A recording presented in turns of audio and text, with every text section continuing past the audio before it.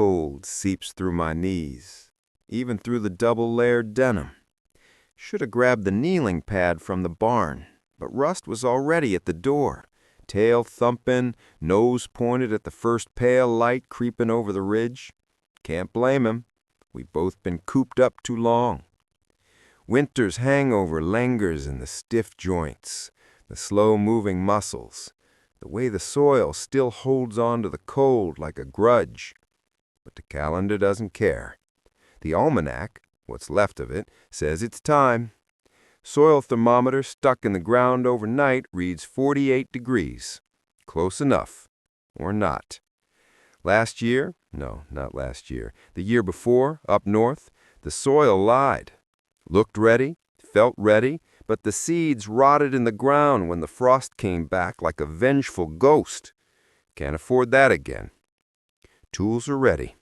Sharpened, oiled, hanging in their places like soldiers waiting for orders.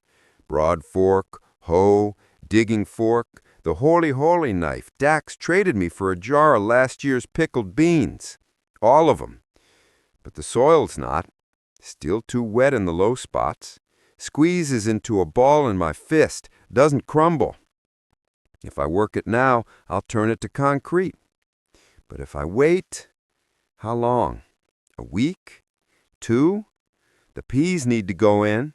The spinach, the lettuce, the things that laugh at a little cold. But not too much cold. Not the killing kind. Rust sniffs at the compost pile, tail wagging slow, like he's thinking about it. Good. He should think about it. I am. That pile better be ready. Turned it 3 times since the thaw, but the center's still steaming like a living thing. Too hot, and it'll burn the seedlings. Too cold, and it's just dirt. Need to turn it again. Mix in more straw. But the straw is half rotten already, damp from the last rain. Should have covered it. Should have done a lot of things. Early planting. Peas first. Always peas. They'll go in as soon as the soil's dry enough to not stick to my boots like glue. Soak the seeds overnight.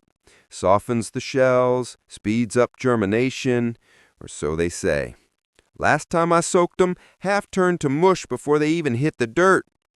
Maybe I left them too long. Maybe the water was too cold. Maybe the seeds were old. No, they were good seeds. Saved from the last harvest, stored in a jar with a desiccant packet scavenged from an old vitamin bottle.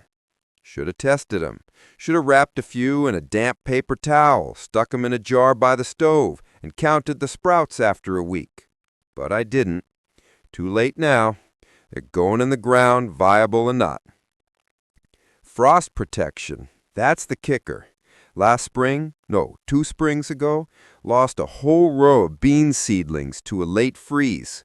One night, clear skies, and the temperature dropped like a stone. No warning, no time to cover them. This year, I got the row fabric. Lightweight, lets the rain through, holds in just enough heat. If I remember to drape it over the hoops before dusk, if the wind doesn't tear it to shreds, if the damn voles don't chew through it to get at the seeds. Irrigation. Christ. The barrels are full now, but by July, they'll be dust. The creek's already lower than it should be. If the rain doesn't come by June, I'm back to hauling water by hand. Again. The swales helped last year, caught the runoff, slowed it down, but they're not deep enough, not wide enough. Need to dig 'em out again, line 'em with rocks, or straw, or both. But the rocks are heavy, and my back's not what it was. And the straw's not free. Jenkins wants 2 buckets of manure for every bale.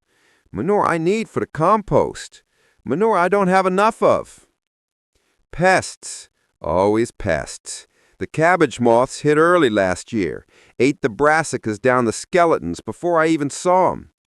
This year, I'll cover the seedlings. Row fabric again until they flower. Then it's hand picking every damn day. Drop the worms in a bucket of soapy water. Watch 'em drown. Feels like murder, but it's them or me. Succession planting. That's the trick. Don't put all your seeds in the ground at once. Stagger it, a little every week, so when the first batch bolts in the heat, the next is ready. But that means more work, more water, more weeding, and the weeds already poking through. Chickweed in the paths, dandelions in the beds, creeping Charlie snaking in from the edges like it owns the place. Mulch'll help, if I had enough mulch, if the straw wasn't half rotten already, if the cardboard wasn't soggy from the last storm. Summer's the killer. Not the heat, the work. Watering twice a day when the sun is a hammer. Pruning the tomatoes before they turn into a jungle. Tying up the beans before they strangle everything else. And the bugs, the Japanese beetles skeletonizing the roses. The squash bugs laying their eggs on the undersides of the leaves. The cucumber beetles, little striped bastards, spreading wilt before you even know they're there. I'll be out there with the soapy water again, with the neem oil if I can trade for it, with my bare hands if I have to. Harvest is the goal. The reason for all this. The root cellar is dug, lined with straw and old bricks. But will it stay cool enough? Dry enough?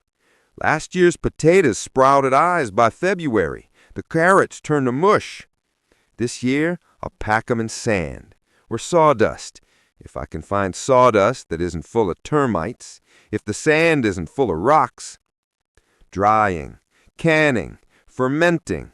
The jars are clean, the lids check for rust, but the salt's running low, and the vinegar, and the sugar for the jam. Trade for it? Maybe. If Jenkins has any left, if he's willing to barter, if I've got anything he wants. Winter prep starts now. Tools need to be cleaned after every use, oiled, hung up, not left in the rain like last year when the hoe rusted overnight. Seeds need to be saved, the best of the best. No weaklings, no cross-pollinated freaks.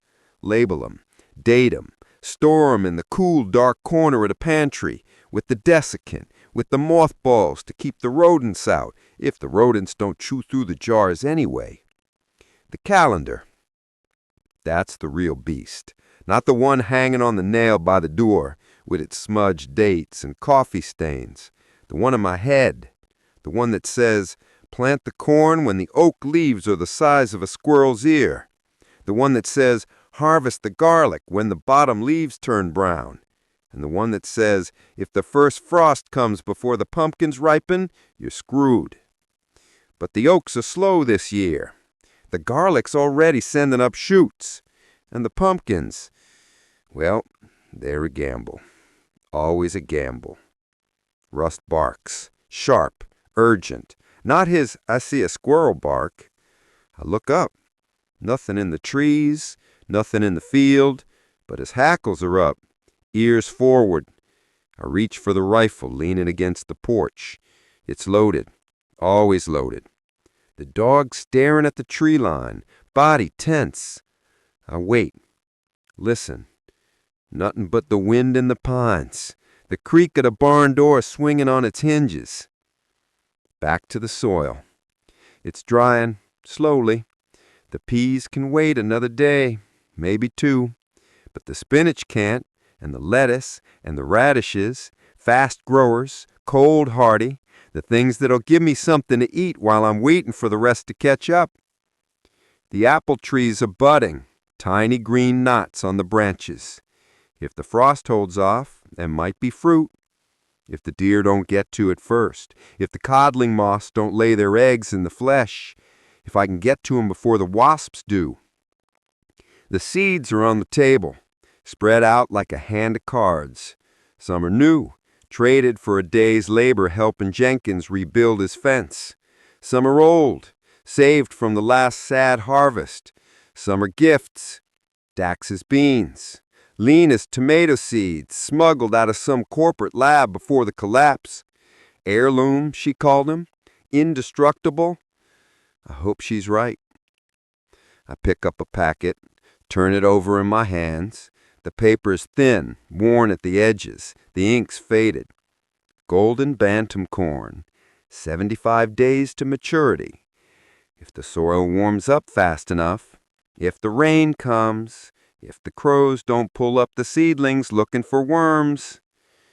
The shovel's by the door, the hose leaning against the bench, the seeds are in my pocket. Start at dawn.